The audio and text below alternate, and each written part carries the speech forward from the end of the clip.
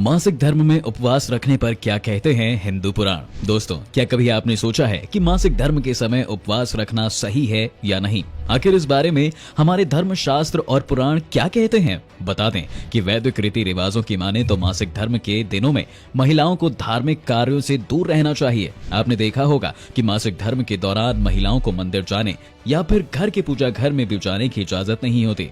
मान लीजिए कि नवरात्रि में कुछ व्रत करने के बाद अगर आपका मासिक धर्म आ जाता है और आपने करवा चौथ का व्रत रखा है और शाम को मासिक धर्म आ जाए तो क्या करेंगी आप? आपको इस व्रत को पूरा ही करना पड़ेगा, लेकिन इसके बाद पूजा पाठ नहीं करें। आपको माहवारी के दौरान किए जाने वाले व्रत से भी उतना ही फल मिलेगा जितना आम दिनों में मिलता है और भगवान प्रसन्न होंगे, क्योंकि इसमें आपकी गलती नहीं है। ये प्रकृति का चक्र है जो कभी भी किसी भी दिन हो सकता है, इसलिए बिना किसी संकोच के चिंता नहीं करें। वहीं शास्त्र में कहा गया है कि मासिक धर्म आने पर किसी भी महिला को 4 दिन के लिए किसी भी प्रकार की पूजा अर्चना और गृहस्थी के कार्यों से दूरी बना लेनी चाहिए। मनुस्मृति और भविष्य पुराण में यह भी कहा गया है कि इन 4 दिनों में पति पत्नी को ब्रह्मचर्य का पालन करते हुए साथ शयन नहीं करना चाहिए। इसके अलावा आप 3 दिन के बाद देवी की पूजा कर सकती हैं। मासिक धर्म के तीसरे चौथे दिन भगवान की मूर्ति को छूना नहीं चाहिए जब तक स्त्री पूरी तरह से ठीक ना हो गई हो। वहीं दोस्तों, एक सवाल हमेशा लोगों के जहन में रहता है कि मासिक धर्म के दौरान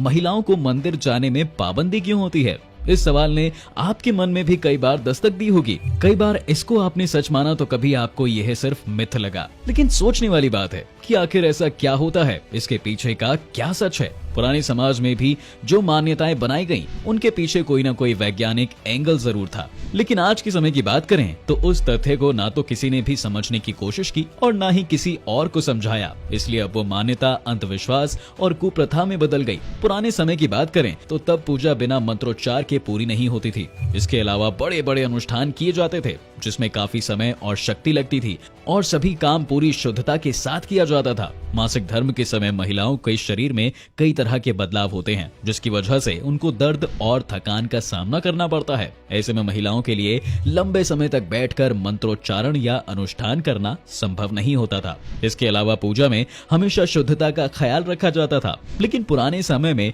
मासिक धर्म के दिनों में स्वच्छता को बनाए रखने के बहुत साधन नहीं हुआ करते थे। इस कारण महिला के कपड़े कई बार खराब हो जाते थे। ऐसे में महिलाओं को आराम देने के लिए उन्हें मासिक माह के दिनों में पूजा न करने की छूट दे दी गई थी और वो अपना पूरी तरह ख्याल रखें। इस कारण उन्हें रहने के लिए एक अलग कमरा या जगह दी जाती थी, जिस कारण महिला जमीन पर अपना अलग बिस्तर बिछाकर सोती थी। लेकिन मानसिक पूजा और जाप की कभी मनाही नहीं थी। समय बीतता गया, लेकिन लोगों ने इन वजहों को जानने का प्रयास नहीं किया, इसलिए ये एक रूढ़िवादी सोच बन गई।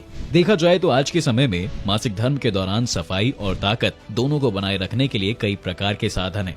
ऐसे में वजह को समझकर नियमों में बदलाव करने की जरूरत है। आज की मान्यताओं के अनुसार जब किसी लड़की के मासिक धर्म शुरू होते हैं तब उसे अपवित्र माना जाता है। लोगों का यह मानना है कि ऐसी अवस्था में अगर महिला मंदिर जाएगी तो मंदिर भी अपवित्र हो जाएगा। इसलिए ऋतु स्नान के बाद ही उन्हें परिवार के लोगों और घरों में खाने पीने की वस्तुओं को छूने की इजाजत दी जाती है। आज की वीडियो में बस इतना ही। अगर इससे जुड़े आपके कोई भी सवाल हैं तो हमें कमेंट करके जरूर बताएं।